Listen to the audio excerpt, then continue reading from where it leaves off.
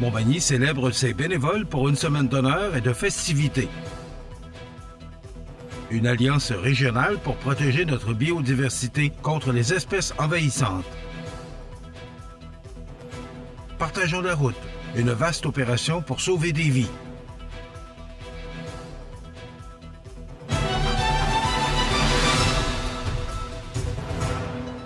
Lundi 28 avril 2025, jour de scrutin.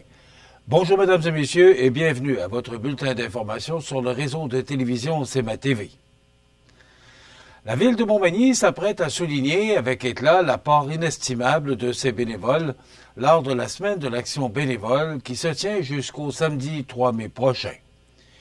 Véritable pilier du dynamisme communautaire, 25 bénévoles ayant fait preuve d'une grande générosité en 2024 seront mis à l'honneur. Le point culminant de cette célébration sera une soirée casino festive organisée le mercredi 30 avril à l'espace citoyen. Les bénévoles auront l'occasion de s'amuser entre collègues tout en recevant un petit présent symbolisant la reconnaissance de la ville pour leur engagement exceptionnel. Tout au long de la semaine, la ville diffusera également de courts portraits de ses bénévoles sur son site Internet. Cette initiative vise à mettre en lumière leurs précieuses contributions et à permettre à l'ensemble de la population de leur témoigner sa gratitude. Le maire de Montmagny, Marc Lorrain, a exprimé sa profonde reconnaissance envers ses citoyens engagés. Il rappelle que sans leur implication, de nombreux services et activités seraient compromis. Il a tenu à souligner, au nom du conseil municipal, l'importance de leur contribution pour le bien-être collectif. Montmagny démontre ainsi, une fois de plus, que l'implication bénévole est au cœur de la vitalité de sa communauté. Rappelons que c'est sous le thème « En route vers le bénévolat » que se tient depuis dimanche le 27 avril, et ce jusqu'au samedi 3 mai, la semaine de l'action bénévole. L'implication de tous les bénévoles dans les différents secteurs d'activité représente des milliers d'heures de bénévolat offertes gratuitement à la communauté. Bonne nouvelle pour la biodiversité au sud du 49e parallèle, puisque le Conseil régional de l'environnement Chaudière-Appalaches, le CRECA, salue l'importante annonce faite par le gouvernement du Québec par un financement de 9,75 millions de dollars qui est octroyé au regroupement national des conseils régionaux de l'environnement dans le cadre du plan Nature 2030. Cette enveloppe, dévoilée lors du forum interrégional en Montérégie, permettra de mobiliser toutes les régions pour mieux lutter contre les espaces exotiques envahissantes floristiques et ces plantes qui menacent nos milieux naturels. Malgré plusieurs initiatives locales portées par des organismes, des municipalités et des associations de riverains, il devenait urgent d'aller plus loin. Grâce à ce nouveau financement, une approche coordonnée sera désormais possible. Les conseils régionaux de l'environnement auront le mandat d'identifier les espèces prioritaires, de coordonner des actions communes de prévention, de détection et de contrôle, et d'animer des tables de concertation régionales. Concrètement, cela signifie la mise en place de stratégies et de plans d'action régionaux, l'organisation de forums pour favoriser le transfert de connaissances, ainsi que la création d'une plateforme d'information publique afin de rendre accessibles les outils et les meilleures pratiques. Josée Breton, directrice générale du CRECA, souligne que cette approche concertée permettra d'agir de façon beaucoup plus efficace en Chaudière-Appalaches pour protéger notre précieux patrimoine naturel. Du côté du regroupement national des conseils régionaux de l'environnement, son directeur général, Martin Vaillancourt, rappelle que l'enjeu est de taille. Il s'agit de prévenir l'arrivée de nouvelles espèces envahissantes et de limiter la propagation de celles déjà présentes en uniformisant les actions à l'échelle du Québec. Le ministre de l'Environnement, Benoît Charette, a salué ce partenariat qui, selon lui, renforcera la capacité d'intervention sur tout le territoire pour préserver l'équilibre fragile de nos écosystèmes. Il rappelle que les espèces envahissantes sont une menace directe pour notre biodiversité. Enfin, la députée Agnès Grondin a tenu à souligner l'engagement des conseillers régionaux de l'environnement et l'importance de cette aide financière pour préserver les milieux naturels pour les générations futures. Une mobilisation régionale qui arrive à point nommé pour préserver la richesse de notre environnement et assurer la santé de nos écosystèmes face aux défis grandissants des espèces envahissantes. Rappelons que le CRECA, soit le Conseil régional de l'environnement Chaudière-Appalaches, est un organisme à but non lucratif fondé en 1991 qui a pour mission de favoriser la concertation, la collaboration et le partage d'expertise entre les acteurs de la société civile en environnement. Partageons la route, une vaste opération pour sauver des vies. On vous donne tous les détails après la pause. Le restaurant Pizzeria Porto Bellissimo, un incontournable à Saint-Jean-Port-Joli. Pizza débordante de garnitures, menus variés et abordables. Délicieux desserts avec des produits de grande qualité des gâteries de l'Ami. Porto Bellissimo et les gâteries de l'Ami, route de l'église à Saint-Jean-Port-Joli. CEMA TV agrandit son rayonnement de diffusion. En plus de regarder CEMA TV sur son site web et sur le câble de Cogeco, vous pouvez maintenant capter la programmation de CEMA TV sur le canal numérique 206 ou analogique 14 sur le câble de Saint-Pamphile. CEMA TV, partout pour vous. L'anguille d'Amérique est le seul poisson canadien qui naît dans l'eau salée, migre vers l'eau douce, puis retourne à l'océan pour frayer. L'anguille subit plusieurs changements pendant sa vie, se transformant de l'œuf au leptocéphale, civelle transparente, civelle pigmentée, anguille jaune, puis finalement anguille argentée.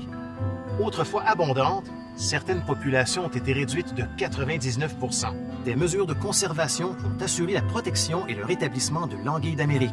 Pour en savoir plus, ffdp.ca. Vous regardez CEMA TV, le réseau de l'information sur la Côte-du-Sud. Du 25 avril au 1er mai, l'ensemble des services de police du Québec et les contrôleurs routiers de la Société de l'assurance automobile du Québec mèneront l'opération nationale concertée Partage de la route. Sous le thème « La sécurité routière j'embarque », cette mobilisation s'inscrit dans le plan d'action en sécurité routière 2023-2028. L'objectif est clair, soit celui de rappeler à tous les usagers, tels que les automobilistes, cyclistes, piétons et utilisateurs d'appareils de transport personnel motorisés, l'importance d'adopter des comportements responsables et sécuritaires. Une campagne de sensibilisation massive accompagne cette opération. Jusqu'au 18 mai, des messages seront diffusés à la télévision, à la radio et sur les panneaux d'affichage pour mobiliser la population autour de cet enjeu. En 2022, près de 392 piétons et 101 cyclistes ont été gravement blessés sur les routes du Québec, rappelant l'urgence d'agir. Une attention particulière est portée cette année aux appareils de transport personnel motorisés tels que les trottinettes électriques et les gyroroues. Ces engins rapides, souvent utilisés sans équipement de protection, sont en forte croissance dans les milieux urbains. Depuis 2020, on estime que leur usage a augmenté de plus de 40 % au Québec. Leur maniement exige une courbe d'apprentissage et les risques de collision avec des véhicules routiers sont bien réels. Le principe de prudence prévu par le Code de la sécurité routière impose à chaque usager, peu importe son moyen de transport, d'agir avec soin, notamment envers les usagers plus vulnérables. Cela signifie ralentir à l'approche des piétons, céder le passage aux cyclistes et garder une distance sécuritaire avec les utilisateurs d'appareils de transport personnel motorisés.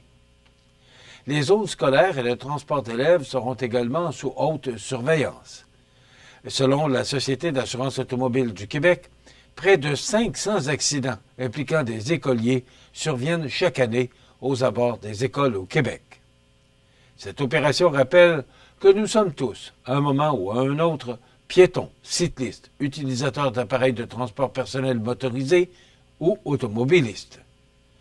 Partager la route, c'est protéger des vies, peut-être même la vôtre. La solidarité sera à l'honneur dès le 1er mai, alors qu'Aventis Coopérative lance la 4e édition de sa campagne philanthropique Coopère-Don. L'objectif est ambitieux afin de récolter 85 000 $ d'ici le 15 juin 2025 au profit des travailleurs de rang, des établissements de santé et des maisons de la famille de la région. Pour y parvenir, tous les secteurs d'affaires d'Aventis mettent la main à la pâte. Une partie des profits provenant de produits ciblés comme la terre noire, la terre à jardin, le paillis, le temps d'atelier en centre de machinerie New Orleans, ainsi que certaines moulées animales, sera versé à la campagne. Les consommateurs peuvent aussi faire un don directement en ligne via la boutique Aventis. Michel Delisle, chef de la direction, souligne que les 1200 coéquipiers d'Aventis sont également mobilisés. Ils peuvent se procurer des vêtements et accessoires aux couleurs de la campagne où 100% des profits seront remis à la cause. Le président de la coopérative, Frédéric Martineau, rappelle, pour sa part, que la santé mentale des producteurs agricoles reste une priorité. Cette initiative est profondément ancrée dans nos valeurs d'engagement et d'esprit de famille. Nous souhaitons intensifier nos efforts cette année, précise-t-il. En 2024, la 3e édition de Cooperdon avait permis d'amasser 71 000 $. Cette année, Aventis souhaite surpasser ce montant et ainsi bonifier son implication sociale. Les dons recueillis viendront en aide aux fondations des établissements de santé locaux, aux maisons de la famille et aux travailleurs de rang, dont le rôle est essentiel pour la santé physique et mentale de nos communautés rurales. Les montants amassés seront remis aux organismes bénéficiaires après la période des vacances estivales. Les sports, présentés par Groupe Corriveau, entrepreneur électricien et plomberie, un appel, 4 services. Groupe Corriveau à Montmagny, 418-248-8992, votre solution. Vous avez des projets de construction ou de rénovation? Pensez Groupe Corriveau, entrepreneur électricien et plomberie. Un appel, 4 services, 418-248-8992, Groupe Corriveau à Montmagny ou groupecorriveau.com. La solution pour du travail bien fait.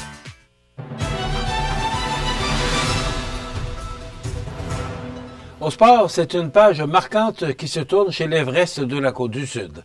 Après 7 saisons au sein de l'organisation, l'entraîneur adjoint Bruno Guay a officiellement remis sa démission, invoquant des raisons professionnelles.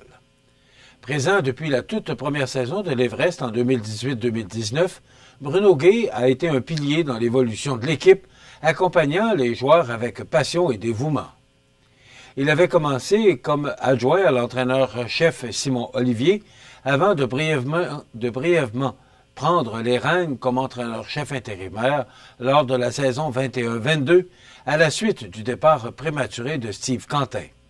Cette saison-là, l'équipe avait terminé avec une fiche honorable de 22 victoires, 16 défaites et 4 prolongations. Simon Lebrec, actuel entraîneur-chef et directeur général, n'a pas manqué de souligner la loyauté de son collègue. Une relation de confiance et une belle amitié se sont développées avec Bruno. Il peut être fier de son parcours. Merci Gus. Même son de cloche du côté du président de l'organisation, Pierre Bouffard. Bruno a marqué l'équipe. Il est l'une des personnes les plus passionnées de hockey que j'ai rencontrées. Son implication auprès des joueurs est inestimable. Reconnu pour sa proximité avec les jeunes et son souci de leur développement, Bruno Guay laisse derrière lui un héritage important. L'organisation lui souhaite sincèrement du succès dans ses projets futurs et le remercie chaleureusement pour son engagement indéfectible. Et en terminant, rappelons qu'aujourd'hui, c'est jour de scrutin. Donc, il y a 7 candidats et candidates en lice sur votre bulletin de vote dans Côte-du-Sud, Rivière-du-Loup, Katascomique, Témiscouata. Il s'agit de Bernard Généreux du Parti conservateur du Canada, Iseult Lheureux-Hubert du Nouveau Parti démocratique, Rémi Massé du Parti libéral du Canada, Thibault Moni du Parti Rhinocéros, Jean-François Morin du Parti populaire du Canada, Alexis Plourde du Parti vert du Canada et Mme Diane Sénécal du Bloc québécois. Donc, on vous invite à vous rendre dans les bulletins de vote, dans les bureaux de votation, pour voter. Voter pour qui vous voudrez, mais l'importance de voter, c'est votre droit le plus légitime. Voilà, ça complète notre bulletin de ce lundi 28 avril. Dans un moment, les prévisions de la météo. Je vous souhaite donc une excellente journée. Pour joindre la salle de nouvelles de CMA-TV, nouvelles au pluriel @cmatv.ca ou encore 418 241 13 13 poste 226.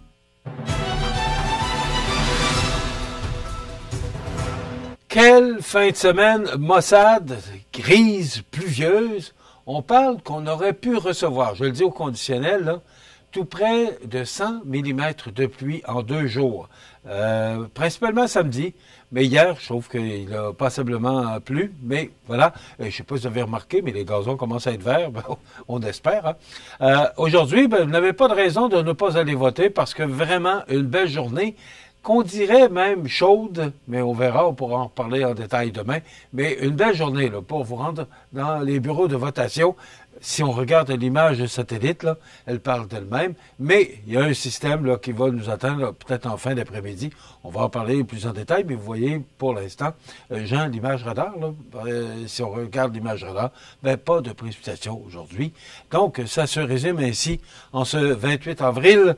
C'est du soleil avec un maximum, oui, 17 degrés, vous avez bien entendu. Ce soir, l'année prochaine, on parle d'un ciel dégagé. Demain mardi, ennuagement. 30% de probabilité d'averse en après-midi, des vents devenant du sud-ouest à 30 km/h avec des rafales à 50 en mi-journée. On parle de 18 comme maximum demain. Mais attention, ça va se refroidir au cours des prochains jours. Pour la dernière journée du mois d'avril, mercredi, du soleil, mais ce sera frais avec 9 degrés. Pour la première journée du mois de mai, jeudi, ennuagement, maximum de 9. Et pour vendredi, des averses avec un maximum de 9 degrés. Les normales de saison, ce temps-ci d'année, sont de 12 le jour, 0 la nuit. Le soleil s'est levé à 5h32, il se couchera à 19h48, heure avancée de l'Est. Donc, une belle journée aujourd'hui, même peut-être demain, alors que ça va s'ennuager, mais en fin de journée, après ça, ben, c'est un système-là qui va nous atteindre. Maintenant, pour les prévisions actuelles à l'extérieur de nos studios, Jean, est-ce qu'on peut voir les prévisions actuelles, s'il vous plaît? Alors voilà, on va vous donner ça dans quelques instants. Ben voilà, quel magicien que notre producteur Jean Carbonneau. Alors, il fait 6 degrés à l'extérieur de nos studios. Les vents soufflent de direction sud-ouest à 10 km/h. L'humidité est à 64% et la pression barométrique est à 102,1 kPa. Donc, une belle journée aujourd'hui pour vous déplacer là, pour aller voter. Maintenant, pour cette émission du 28 avril, dans un moment, on vous propose la chronique Ancrez-vous avec Jessica Fortier-Lavallée. Et vous avez vu le reportage vendredi matin là, qu'on fête le 100e anniversaire du Cercle des fermières Montmagny. Ben, à cette occasion, on reçoit aujourd'hui Mme André Laliberté, qui est présidente de la Fédération du Cercle des fermières Bellechasse, Etchemin, Montmagny-Lillet. Il y a un congrès en fin de semaine à l'Espace citoyen. Alors, elle viendra nous parler justement de ce 100e anniversaire. Et bien sûr, il y aura les grands titres de l'actualité. Donc, je vous souhaite donc une bonne journée en ce 28 avril.